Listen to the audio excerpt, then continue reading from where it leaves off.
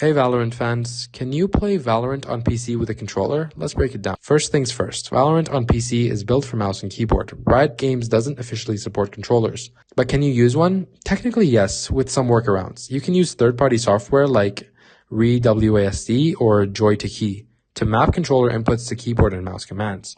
These tools trick your PC into thinking controller inputs are keyboard or mouse actions. For example, your right stick can mimic mouse movement for aiming. But here's the catch, it's not ideal. Valorant's fast-paced, precision-based gameplay shines with a mouse for quick flicks and accurate aim.